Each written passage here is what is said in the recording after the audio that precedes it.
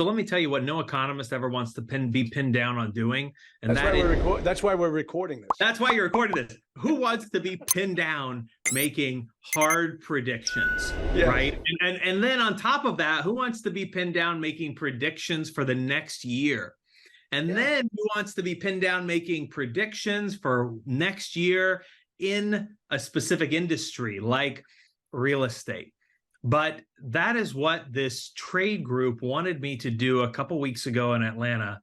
And I went down to give a talk, and they said, hey, make this applicable to everybody. There's so much confusion and uncertainty going on in the economic world. Could you give us like 5 things that you think will happen in 2024?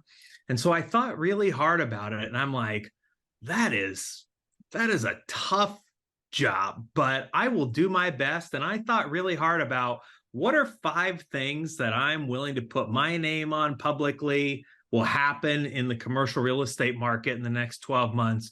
So I thought about that, and I've come up with my 5 things. And this is what I'll present to you this evening.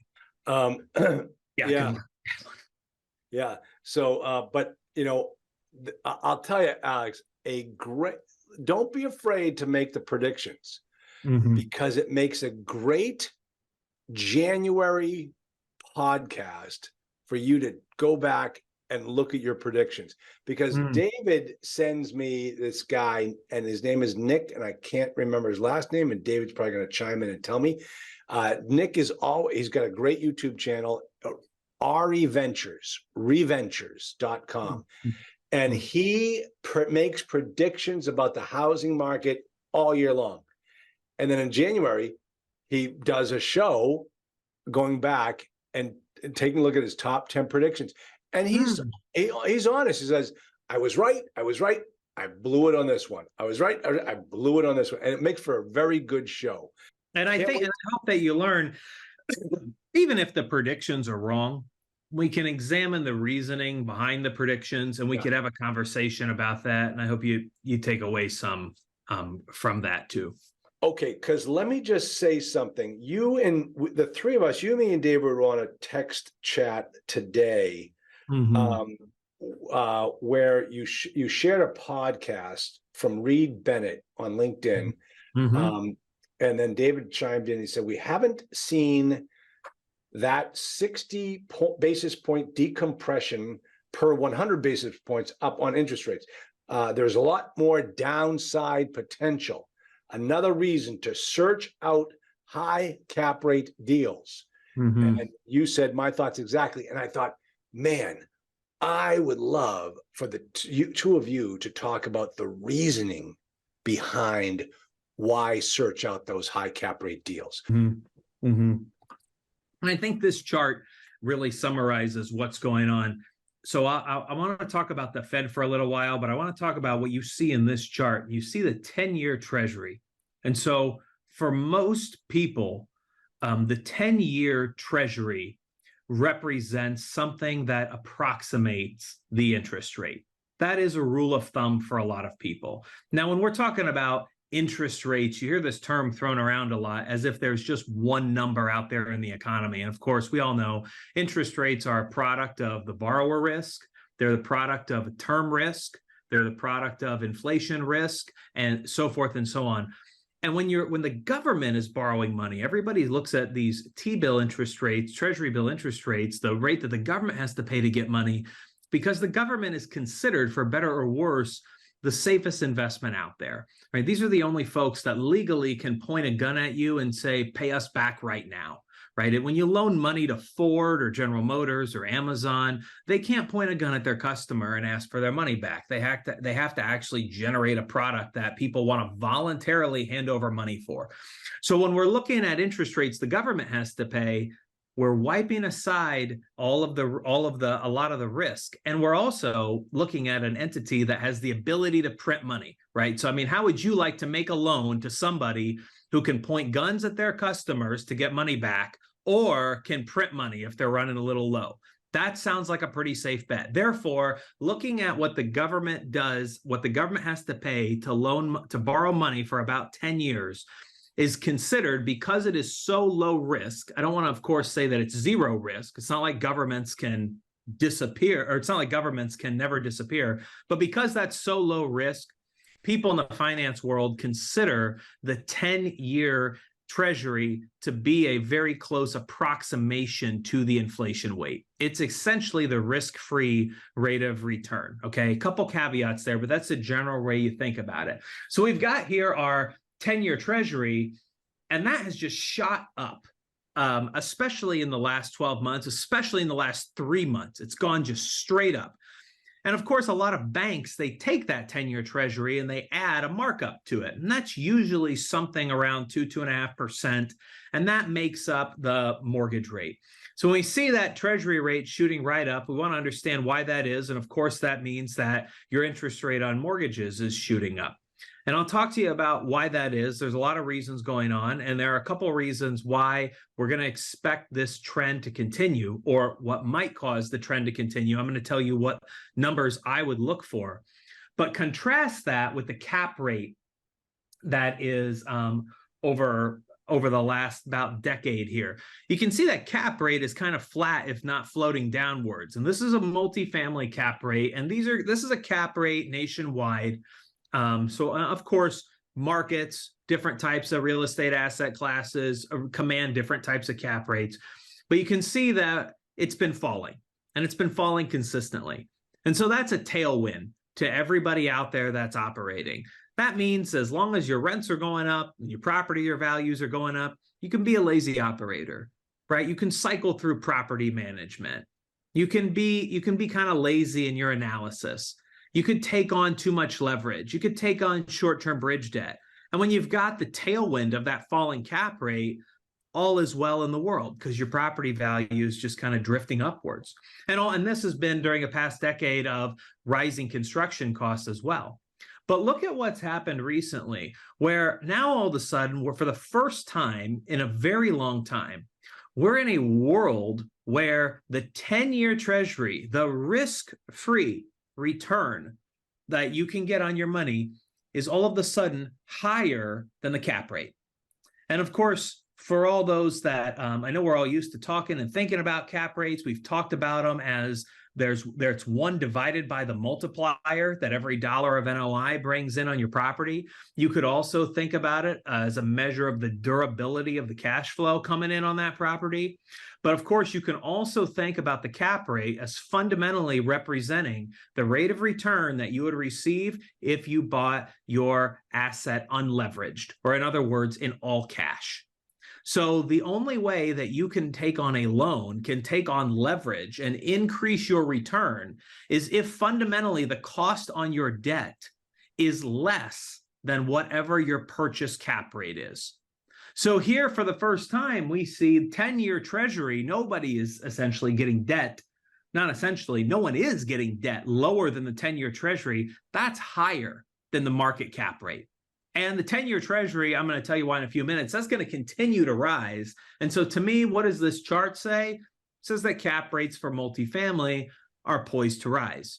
And of course, that means if the value of your property is falling, even if you've got a great property in a great location, you're a fantastic operator. You've got the right management. You've got the right attorneys, the right accountant. You got the right product. Like you're remodeling, you're doing everything right. You can still get slammed in terms of your returns if the cap rate is rising. So I show this to David Peters, and he says exactly what I'm thinking, which is this means we want to buy stuff at as high a cap rate as possible. And we always talk about with this hotel to multifamily conversions that we're taking advantage of the arbitrage, buying at a high cap rate, refinancing at a low cap rate. And that has not changed.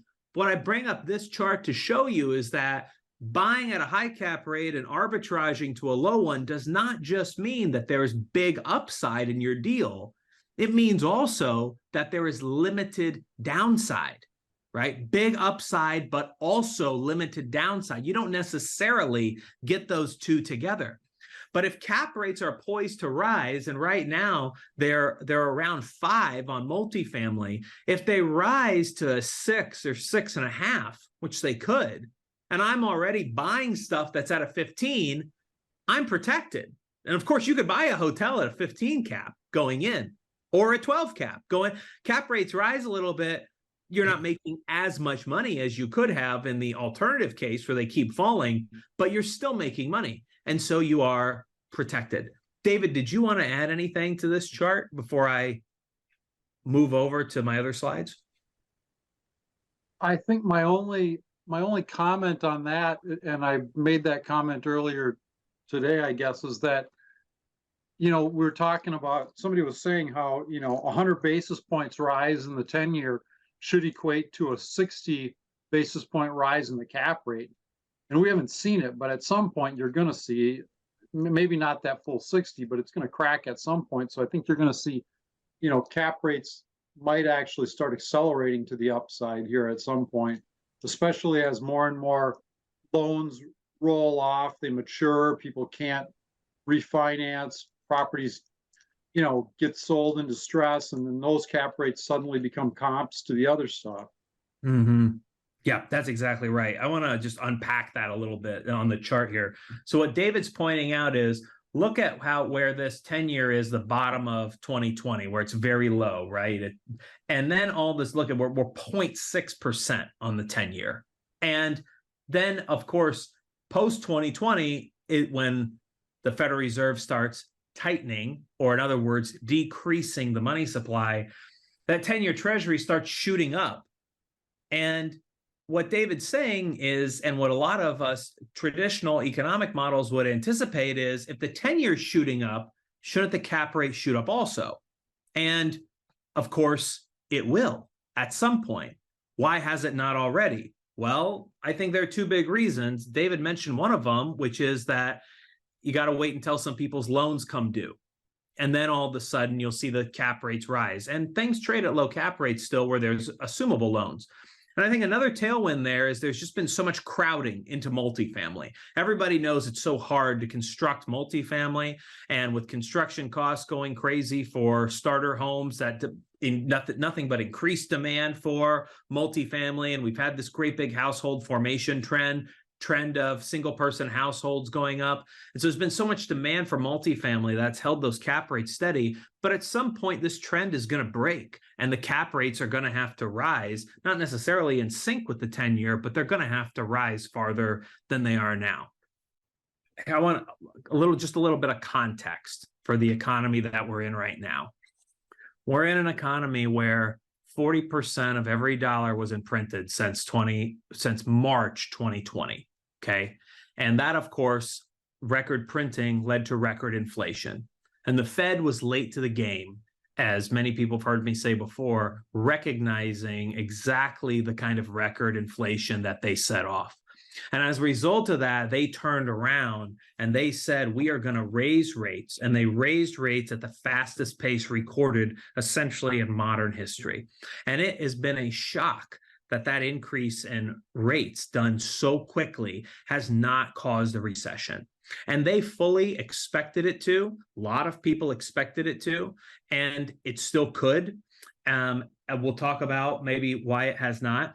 But the Fed has also said that they are willing to accept a recession in order to get inflation under control. And that's because what I want you to understand from this slide is that the Fed has what we call, when I say the Fed, I don't mean the federal government, the Federal Reserve System, they have a dual mandate. Their first, meaning they've got two key jobs. The first job is price stability. That doesn't mean that inflation has to be necessarily 2%, 3%, 5%, but they want it to be relatively consistent, because when it's consistent, investors are a lot more confident making long-term plans. And also, of course, the government can make long-term fiscal plans about how much their debt is going to cost. But the second job of the Federal Reserve is to ensure full employment. And so to an economist, full employment does not mean 0% unemployment. Okay, doesn't mean full employment means that we've got only frictional unemployment, which means that the only people that don't have a job are the people that are between jobs. They've moved somewhere, they recently graduated from college. There's no mismatch of their skills. It's not that there's not demand for the jobs. There's an employer and employee that haven't sunk up as a pair quite yet. And economists expect that full employment number to be about 4%. So when the Federal Reserve sees the unemployment rate over 4%, they say, we're not doing part of our mandate, right? Our unemployment's too high. We need to stimulate economic activity to try and get that unemployment number to come down. Now, the flip side to that is if we've got unemployment under 4%, then the Federal Reserve says this economy is strong enough to take some higher interest rates. We don't even care if we cause some people to lose some jobs. That is okay because we've got a dual mandate, price stability and full employment. And they feel like they can trade off on the unemployment side. They could put up with some higher unemployment up to 4% if they can get the inflation to come down. So not only do I want you to recognize they've got a dual mandate, I want you to recognize these two mandates are in tension with each other, right? Because when they drop interest rates and stimulate the economy, that of course causes inflation, but it causes unemployment to go down. When they increase interest rates, that'll get inflation to come down, but it'll cause unemployment to go up. So they've got to balance these two demands. Right now, they've got this record high inflation to deal with, which has been coming down some, but not enough, right? We're still somewhere between 5 and 6%, depending on what measurement you look at. And here's the kicker. Unemployment right now, 3.9%, right? It's on the very low side. It's not quite at that 4% number. So they feel like they've got some room to go on that unemployment side before the economy enters a recession. Here's one more thing I want you to know about the employment market before I go into my 5 predictions. Pre-COVID, the economy was running at about 6 million job openings at any given time, about 6 million job openings. Today, there are almost 12 million job openings, and there are about 8.5 million people looking for jobs. Why is that a problem? That puts upward pressure on wages. And wages are the biggest component of inflation. So when you've got this shortage in the labor market, and you could ask exactly why do I think we have that shortage? What's contributing to it? A big part of it is during COVID, we eliminated a lot of foreign work visas, and we have not turned that back on.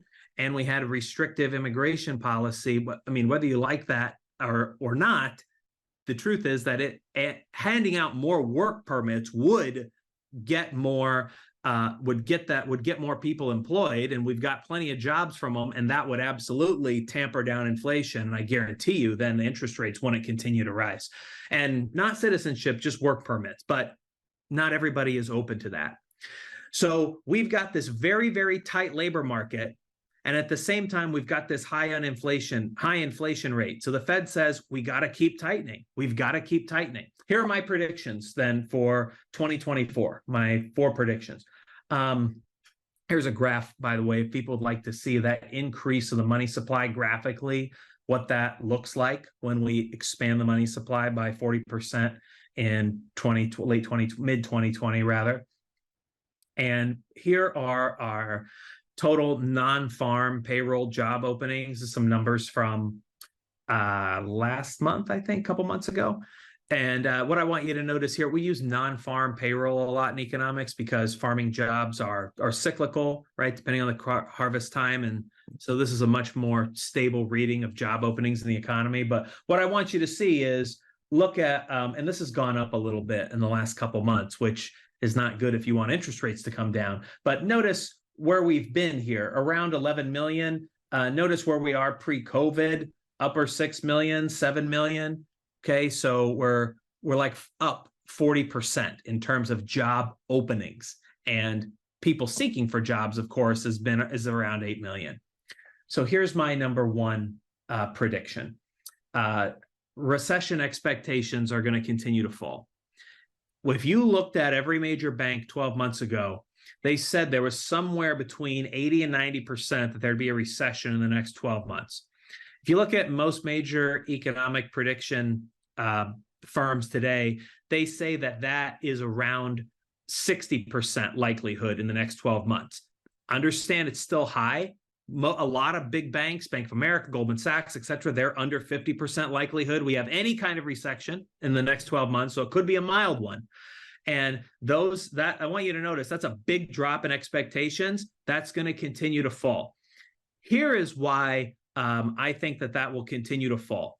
And I think it is because a lot of economists are looking at the wrong number. And I want you to here's the general takeaway I want you to learn from this, if you don't quite follow me on the technicalities of the number, is that the general lesson here is the patterns that explained economic behavior in times past, those may not be the patterns that explain things going forward. So here's the pattern that I think everybody's hugging onto. Everybody's talking about what's called the inverted yield curve, which essentially means that lower short-term interest rates, their rates of return are higher than the long-term interest rates. And it should, in normal times, be the opposite. You would expect a long-term interest rate, like a 30-year loan, to command a higher interest rate than like a 2-year loan, all else equal, because there's more uncertainty going on over 30 years than there are 2 years. And whenever you see the short-term interest, whenever you see that pattern invert, that is, the long-term rates go down, but the short-term rates go up, that's an indication lots of people are buying the long-term bonds, the 30-year bonds, and they don't want to have the 2-year bond, the 1-year bond. And that's because they're scared of what's coming in the near future. So they want to buy a longer-term investment. And historically, this inverted yield curve has predicted recessions over the last 100 years. And when the yield curve inverts, there's about 15 months until a recession comes. Here's the thing. The yield curve inverted about 17 months ago. So we would be in a recession right now if we were still following this yield curve inversion pattern. Why does it not matter anymore? It's not that it doesn't matter at all or it won't matter again, but in my opinion, the yield curve inversion does not predict the recession because the Federal Reserve right now, they're reducing the money supply. How do they do that? They have to sell off bonds. They have to sell off bonds. Well, they've got to sell off the bonds that they have in their vault, so to speak, on their balance sheet. And most of those bonds are short-term bonds. And most of what they bought when they expanded the money supply by 40% were short-term treasury bills. And because that's what they need to sell off now, that's what is putting that price pressure on that end of the yield curve. And so the Federal Reserve, in other words, with all the money printing, has distorted the traditional signal that the yield curve has sent. And that has made people a lot more alarmist, if you will, about the recession chances, when I think that recession chances are more like 20 to 30%. So recession expectations will keep falling. This is my first prediction. My second prediction is, by the way, one more point on why I expect recession predictions will keep falling. Private R&D spending, research and development spending, as a percentage of GDP. GDP is a rough measure of everything that we produce, gross domestic product, rough measure of wealth or economic production. Private R&D spending is a record high percentage of GDP. And companies only take money and spend it on research and development when they feel that there is a bullish, or in other words, optimistic case about the future. You don't spend on research and development when your company is strapped for cash, or when your investors are asking for cash back, and you don't write big checks for research and development when you're thinking about laying off employees or you're worried about future sales per se. This is record high R&D. That speaks to some very fundamental optimism in the economy. All right, my predictions number 2 is that the best predictor of interest rates, the number one thing you should be looking for if you want to understand how interest rates are moving, will be the unemployment rate. And that is exactly because we are so close to that 4% number. And because we're still at that 3.8, 3.9% unemployment, the Fed looks at the inflation rate and they say, you know what? We've got inflation above trend. We've got 6% inflation. I think we can reduce the money supply further. I think we can take that unemployment up. And if we don't take it up to 4% or a little bit over 4%, then we're not really harming or truly slowing down the economy. So right now, if we're anything under than 4% on the unemployment rate, there's a significant risk that we see interest rates continue to rise, or at least we've got no chance that the interest rates are going to come down. But if we see that unemployment rate tick up to 4.1, 4.2, something of that nature, that's great for real estate, because we'll know for sure, all right, these interest rates are peaked, they're going to start coming down, or for sure they're not going to go any higher. So everybody on Wall Street gathers around the TVs to look every time the payroll numbers, the unemployment rate comes out lately. And you may see back in 2016, when the unemployment rate was going down, everybody cheered. It's great. The economy's growing. Today, when the unemployment rate goes down, the stock market goes down 2-3% in a day, because everybody's worried, shucks, this unemployment rate being so low says the economy is so strong, the Fed can probably turn around and raise rates again. So we want to keep looking at the unemployment rate. Now, here's a good thing. We could see this, why if we don't get work visas, which would be great for helping that unemployment rate and would be deflationary and therefore would help take pressure off of interest rates. If we don't get the work visas, if we see a widespread adoption of AI and things like ChatGPT, whereas these things replace workers, I know that that's it's sad for the people that may lose their jobs, but if that can replace enough jobs to make up for the work visas that we've eliminated, then that can absolutely put the downward pressure on wages that we need in order to stop this inflation and stop the rising interest rates. So AI could be great for our real estate investments going forward. Prediction number 3, the Fed is going to keep rates flat. I don't think they are going to raise them again. And here's why I say that. 2 reasons, and I'm going to give you a buzzword to look for. I want you to listen for the term supercore inflation, supercore inflation. Here's what that means. Let me just speak generally about inflation. Inflation is very hard to measure because you and I, we don't buy the same stuff. Like, I buy a lot of pocket squares, right? David Peters buys a lot of hair color, right? Everybody buys different stuff. They're on mute. They can't give me a hard time, right? Yeah. Well, you better stop right. You better stop right there. Don't even add me to that list. I don't want to know. And because we're all buying different stuff, we all essentially face different inflation rates. And we live in different parts of the country where prices are just different. So when we're talking about measuring the inflation rate, that is essentially a great big average, which is therefore not that accurate. And so the average, the inflation rates, usually comes from what we call the consumer price index, where we just look at what your average American spends on housing, food, education, car payment, things of that nature. Well, for most people, housing is their biggest expense. And therefore, housing plays a huge part in inflation. Now, when it comes to energy prices, we usually strip those out of the inflation reading, and they call that the core inflation. Because energy prices tend to be volatile. They move with supply and demand of oil, and other types of geopolitical issues like wars can cause energy prices to spike. And so we want to subtract energy prices out to get more of an accurate understanding of what's going on with the economy. Well, there's been so much volatility in housing prices the last few years that some economists have said, you know what we need to do? We need to subtract housing prices out of the inflation rate to try and understand how inflation absent housing is impacting people's lives. The shortage in housing is due to some very unique forces that maybe have nothing to do with the Federal Reserve's money printing policy. And they've called this new measure of inflation, where that doesn't include energy or housing, they call it supercore inflation.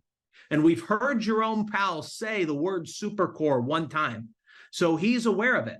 If you were to look at shelter inflation, meaning including housing for renters and owners, over these data are from August, it would be 7.3% year over year. If you were to subtract out shelter from just regular consumer spending, now all of a sudden inflation is 3.7, much lower, right? So if we hear the Fed start citing supercore, it means they're catching on to the fact that housing is playing this perhaps inappropriately large role in the inflation data. And therefore, we should subtract it out. And if they subtract it out, the inflation data is going to be a lot lower. And guess what? If inflation is lower, then they're not going to be continuing to aggressively raise interest rates. The other reason I think that the Federal Reserve will keep interest rates flat is because in June, when Powell came out, he said the words skip. He said, we're going to skip this raise, right? Implying that they were on track to do a certain number of raises. Whereas when he came out a couple weeks ago, he didn't say the word skip. Now, he didn't say the word pause, but he said we are going to continue to look at the data, right? Which is almost like pause. And what data did he say he's going to look at? He's studying very close the unemployment rates. So I think what this means is Federal Reserve rate is going to stay flat. I think it's unlikely that it goes up again. And let me put a caveat on my prediction. If it goes up one more time, if it goes up, it will be one more time, and that will be it. But I'm thinking it won't go up even one more time.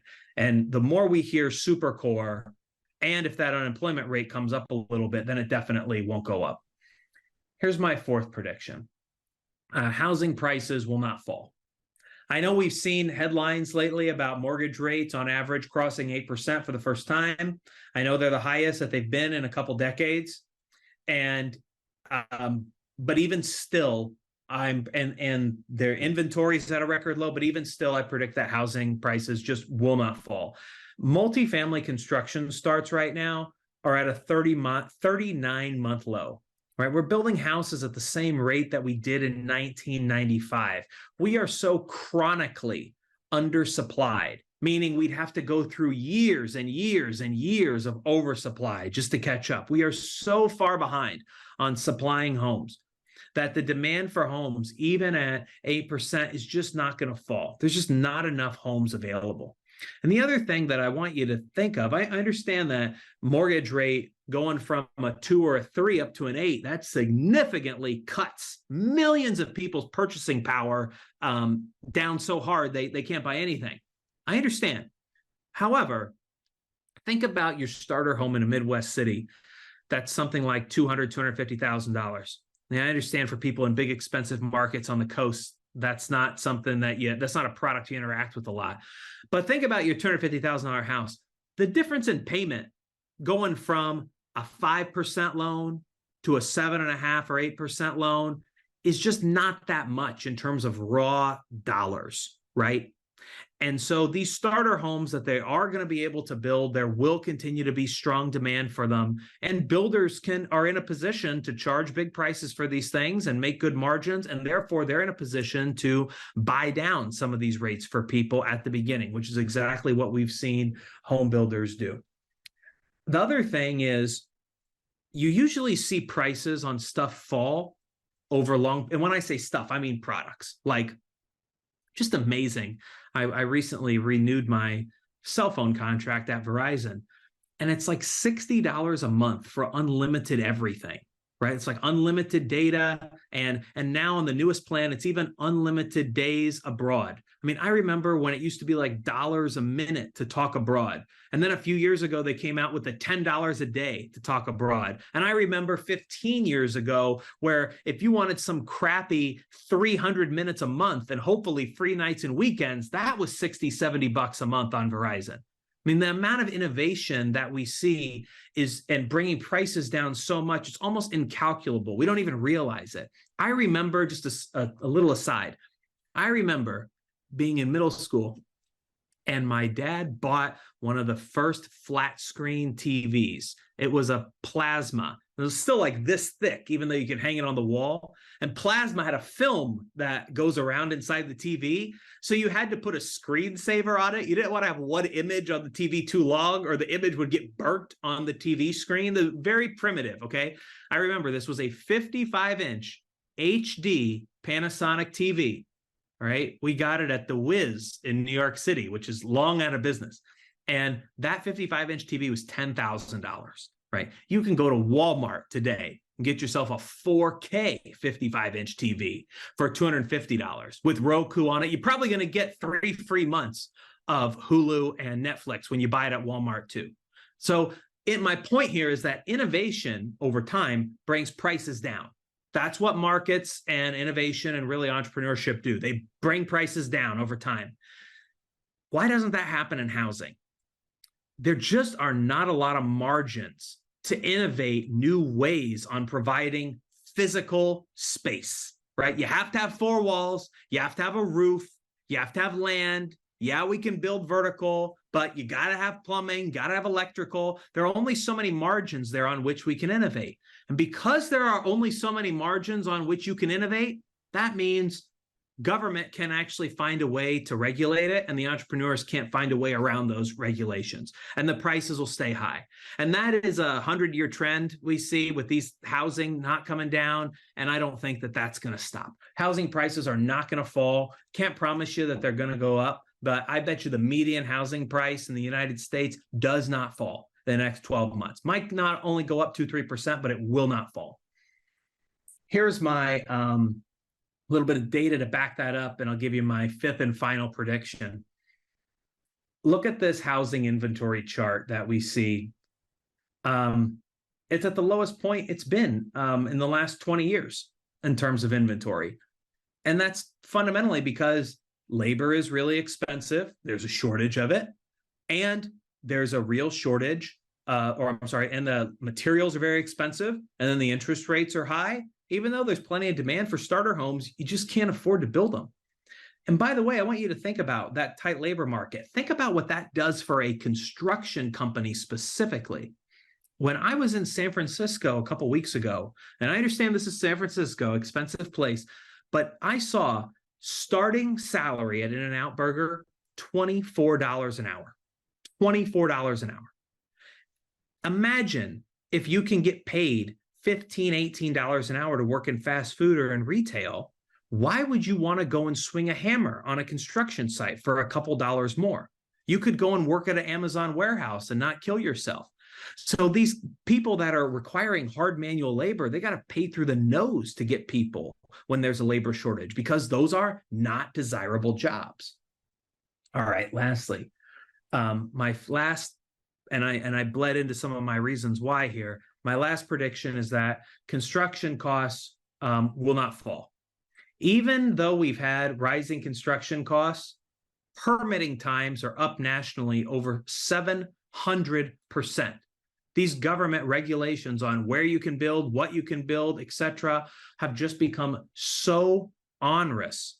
And I don't see a way to get around them. And if you're interested in it, you could look up this book, great book called Crisis in Leviathan, where the economist Robert Higgs develops this famous theory. He should get a Nobel Prize for it, in my opinion. He calls it the ratchet effect. See now a ratchet only moves in one direction? He's like, well, that's the growth of government. It only moves in one direction. It never shrinks, right? And every time there's a crisis or an emergency, then there's a call for government to step in, and there's nothing so permanent as a temporary government program. And that, I predict, will be exactly the same when it comes to these permitting times and all of the environmental regulations that are required in order to do new builds. And of course, just building code in general. It is never going to get less onerous. That will always get more burdensome and more costly. So here are my implications.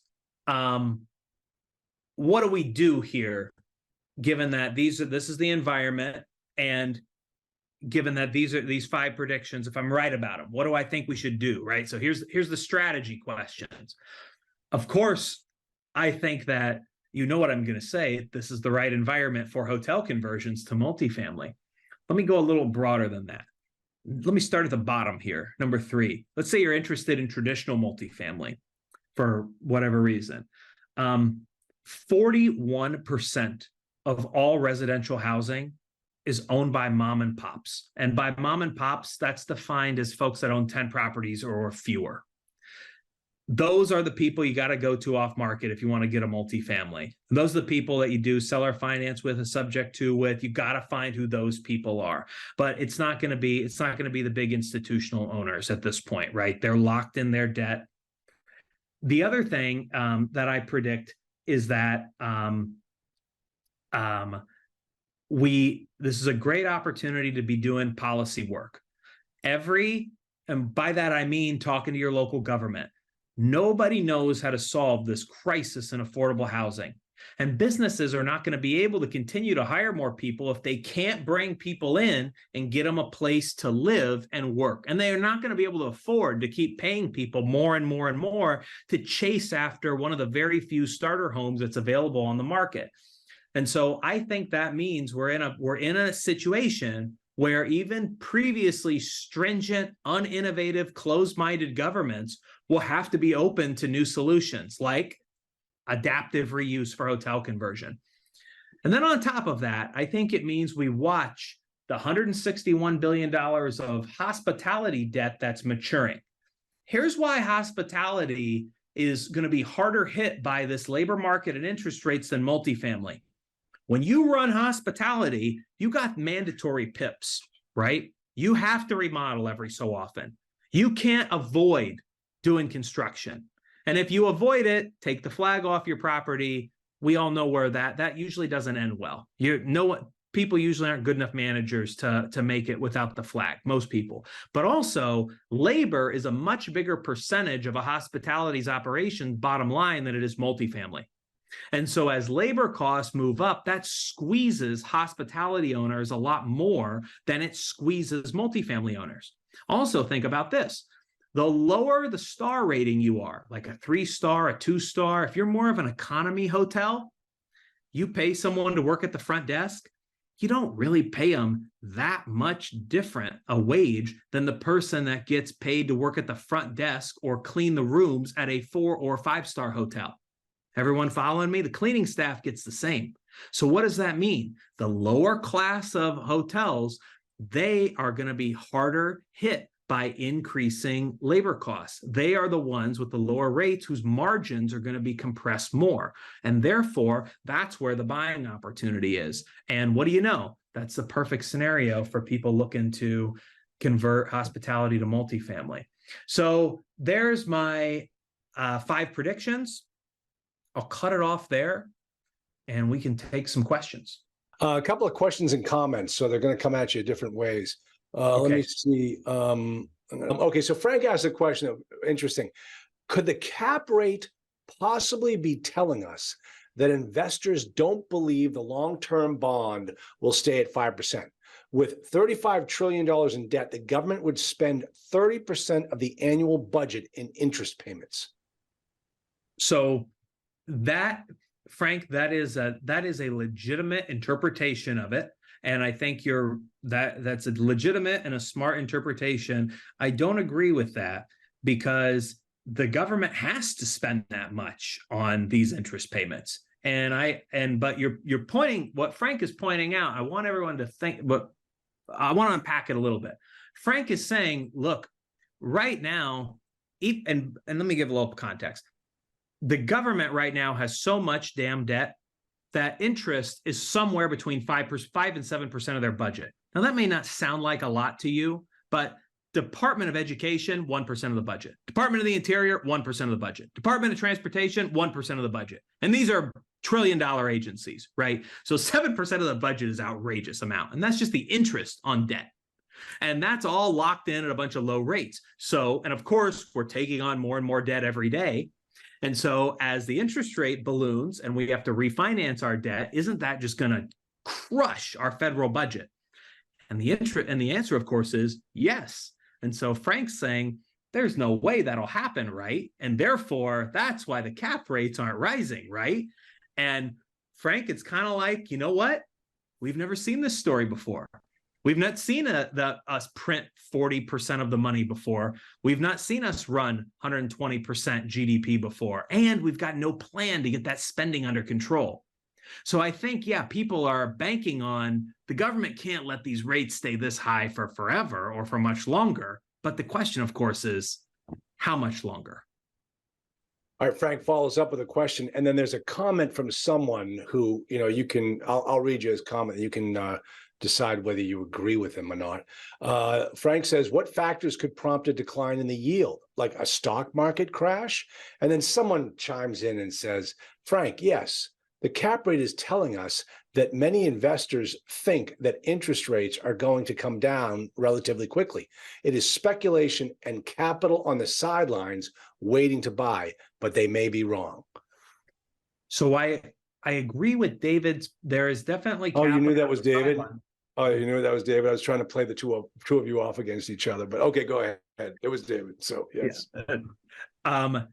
That and I think David's right there. There's speculation and owners, and again, with multifamily cap rates, you got to look more at the rise in like hospitality cap rates, because multifamily is so unique in that that's the golden child that everybody wants because it's so hard to build and there's been such robust demand for it. And on the buyer side and on the seller side. And there's so many people that are willing to just park foreign money, willing to just park their money in multifamily. It's hard to use that multifamily cap rate as a gauge. Look at like not office cap rate, but look at like a hospitality cap rate. But what would trigger the yield on the 10-year to come down?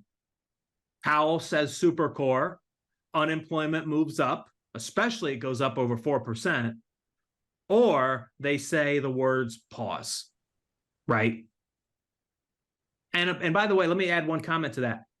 If he says the words pause, interest rates will come down a little bit for the investors on this call, even without the Fed cutting rates, because the margin between what the bank is borrowing for and what they're loaning it out for, as more time passes and the banks see, all right, commercial real estate has been resilient and people have made it through the storm. You know what? Instead of charging this amount of risk premium for a multifamily mortgage, we're going to bring it back down to here, right? And so they'll loosen the underwriting standards slightly. They'll let the interest-only period go out a little longer. They'll let the loan-to-value go up a little higher, and they'll bring the rate down slightly, even before the Fed cuts. So I think we'll even see interest rate. I'm not talking about like a whole point, maybe a half a point or 3/4 of a point at the most, right? But we could see multifamily rates come down even before the Fed cuts. You mentioned something that was a very near and dear to my heart, and that is Jeff Baker says, as predicted, when you had the Book of the Month Club and we read the book 2030 by Mauro Guillen from, I think he's from Yale, the way out of our problems in this country is through a strong immigration policy. And like you talked about how we had shut it down during COVID, and we're paying for it now. And it's got to snap back.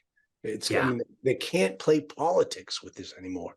I know, and it's not politically feasible. Nobody wants to let more immigration in, but our labor market right now is so damn constrained that I would hope it could be a bipartisan solution to offer people work permits instead of citizenship. We don't want to do that. Just allow the work to go on. Yeah. That would end this inflation problem tomorrow. Yeah, I mean, they can't keep on spending the way they're spending and not bring the labor in to build the economy the way it needs to support that debt. Dan says, if the Feds keep reinforcing their message of higher for longer, I think the question becomes, how much longer does the capital on the sidelines hold off until investors dive back into the real estate market in anticipation of future interest rate drops? That's right. And Dan, to that point, right, as soon as there's some hint that the rates are going to drop, what's going to happen? Everybody's going to crowd in, push the cap rate down, push the prices up, and everyone's going to be like, where was the crash? Where was the crash? And so this is why you've probably heard me say this before. I'll say it again. Sitting on the sidelines is fundamentally not a strategy. Because you ask these people, you're sitting on the sidelines, you just ask them. Anyone that's like, yeah, I'm sitting on my cash for the crash. It's like, okay, what exactly are you waiting for? How are you going to know when the crash is over? What exactly is your buy criteria, right? If you have actual criteria, then you can sit and wait for your criteria. But guess what? That's not sitting on the sidelines, because that's what a disciplined investor does every day, period. You have your criteria and you follow it. Yep. I mean, it's Warren Buffett. You can't time the market. Mhm. And, what we're doing now, taking advantage of the opportunities with hospitality, is what smart investors do with their money right now, is they go out and they find the 22% cap rate deals, because they're out there. They're out there. And everybody, first off, I made the comment. First off, Dave Peters says owner equivalent rents could reduce inflation by flattening home prices and declining rents, at least in the near term. Oh, he stumped the professor. But David, you mean just counting owner equivalent rents and inflation instead of counting them as they make a very low mortgage payment because they've got a 2.5% mortgage? Is that what you mean? Just like better accounting for the fact that these people have lived in their home for so low long. Mortgage rate. Yep. Yeah. And they're No, working. actually, what I'm saying is I'm saying that in the short term, it's going to be very difficult for home prices to really rise a lot. So you're going to have flatter home prices for a period of time. And because that contributes so heavily to the inflation gauge, the year over year is going to start coming down on the home prices, and 1/3 of the CPI or whatever is that owner equivalent rent. That will actually become a positive in bringing inflation down, as opposed to a negative and dragging it up. Oh, That's just my opinion. So you're saying if the home prices remain flat, then the home price in the CPI is not going to put so much pressure on inflation. I see what you're saying. Totally possible. There's just just such a chronic supply of homes. I think best case scenario, the home prices remain flat. But good point. If they do remain flat, this is a secondary benefit they'll help keep inflation down.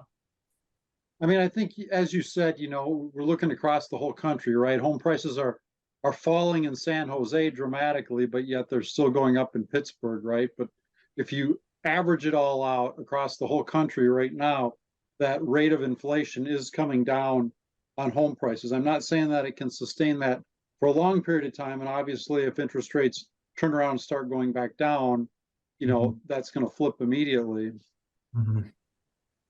Okay, then there was the comment regarding your statement about purchasing a plasma TV at the Wiz. Somebody wrote in and said, "Oh my gosh, you are so young," and yeah, that was me. And then it reminds me of somebody. They started talking about the Wiz. Nobody beats the Wiz, and it reminds me of Stephen Wright's old joke that he went to the store and bought some Cheese Whiz, and he always wondered how much is cheese and how much is Whiz. And so that was a legendary one. No, you don't remember that one? Oh, God. Anyone that knows Stephen Wright knows that joke. Okay. Let's see. Crazy Eddie. Okay. Everybody started talking about that. Oh, Jeff Baker's got one here. The last time the 13-week T-bill closed below 5 was May 1st, 2023. With inflation still high, the 10-year high at its current level, issues in the Middle East, and the liberals and their green new nonsense, why do you think that we won't go into a recession? So, first of all, a lot of wars are pretty anti-recessionary because we spend a lot of money that we borrow. Okay, but that one thing. I think, Jeff, these are all headwinds for sure, but I think that you're pinpointing you're picking out the worst parts. And here's what I look at overall in the economy. Even though we've moved interest rates up from something like around 3 to around 7 for mortgage rates, even though we've done that, stock market's been essentially flat. S&P earnings have been essentially flat. Even though we've done that, the unemployment rate has not gone up that much, right? We're not even to that 4.0 number. And we have record amount of spending on R&D and a record amount of job openings for people. None of those flash recession to me. So I'm not saying it can't happen. I'm just saying, and I admit I'm using very careful language in making these predictions. I'm saying the risks of the recession are going down. John Racine, who happens to be in HR in a hospitality business, says true statement on wages in hotels. And because he sees it, that whole conversation about, you just can't, pay these people enough when the opportunity cost of them working for an Amazon and, standing there and moving packages is so much better. David also then says labor costs at the low end are brutal. When and David, one of his hotels actually had this, went from $10 per hour to $17 per hour, which that's huge, to your bottom line with just one line item in the expense. Hurts the margins significantly on economy nightly hotels. Right. And think about that. Your labor costs, so 10 to 17, 70% jump. Like there's essentially nothing you can do to be 70% more efficient. You can't cut 70% out of cost somewhere else, and you're not moving the other income prices up by that much, right? That's tough. And so the economy and just the lower margin businesses in general that hire relatively unskilled workers that get that kind of wage rate, those are the businesses that are going to get slammed. And we're going to end it right here. Well, John Racine just got, not to mention the corresponding taxes levied on the business for their contributions. So it's not just a 70% increase. You got to take into consideration, what the employer pays to the government for that increase in wage. Okay, and Jeff, last word here. So no recession, just inflation. I think I don't want to say no recession. Jeff wants to pin me down. I don't want to say no recession. I just want to say odds of a recession will keep falling. And the inflation is pretty stubborn, but look for the number 4% in unemployment. That's, if there's one simple thing I want you to take away, look for that number 4% in unemployment, then we're safe. When I went to that conference about the troubled asset for banks, the hotels were there. They're all talking about the hospitality industry. And they said that the number one thing that the hospitality industry is trying to do is to make everyone's visit to the hotel touchless. You don't speak to somebody at the front desk. You just, have a code sent to your phone. You walk up to the door and it unlocks the door. And that's how they're trying to solve this labor issue among hotels. So, Alex, bravo. Well done, everybody. Let's give it up for Alex. Come on. So, look at that. Look at that. Yeah, we're all doing excellent. Thank you. So David and I are going to be doing we're doing a webinar coming up on the 5 things that investors need to do to protect themselves from syndications and passive investor schemes with the changing of the economy. We're seeing so many of these apartments going back to the banks, so many of these syndicators having cash calls. And I'm getting more and more phone calls from clients of mine who got into some of these investments and they want to know what they need to do. So we're going to do a webinar on that. Keep your eyes peeled for that. So excellent. All right, guys. Thank you so much for being here. It's always good to see you.